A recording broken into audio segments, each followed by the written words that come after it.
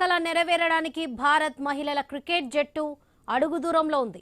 ఇవాళ ఫైనల్లో దక్షిణాఫ్రికాతో తలపడనుంది.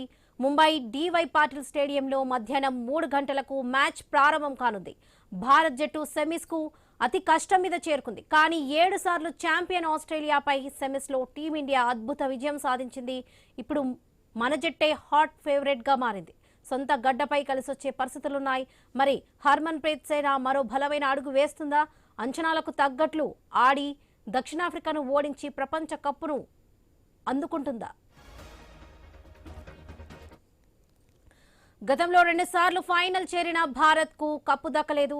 దక్షిణాఫ్రికా వన్డే ప్రపంచ కప్ ఫైనల్ కు చేరడం ఇదే తొలిసారి. భారత మహిళలకిది 3వ ప్రపంచ కప్ ఫైనల్. 2005లో తొలిసారి తుది పోరుకు వెళ్లిన భారత్ ఆస్ట్రేలియా చేతిలో 98 పరుగుల తేడాతో ఓడింది. ఏకపక్షంగా సాగిన మ్యాచ్లో మొదట ఆసీస్ 4 వికెట్లకు 215 పరుగులు చేయగా మిథాలీ రాజ్ నేతృత్వంలోని భారత్ 117 పరుగులకే కుప్పకూలింది. 2017లో ట్రోఫీకి అత్యంత చేరువగా వెళ్లిన భారత్ 9 పరుగుల స్వల్ప తేడాతో ఓడింది. అప్పుడు కెప్టెన్ మిథాలీనే.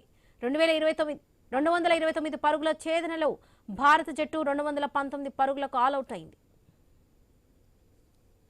ముంబైలో కొన్ని రోజులుగా వర్షం పడుతుంది. ఈ మ్యాచ్ కు కూడా వాన ముప్పు పొంచి ఉంది. సాయంత్రం వాన పడే అవకాశం ఉన్నట్లుగా సమాచారం. ఫైనల్ కు రిజర్వ్ డేగా ఉంది.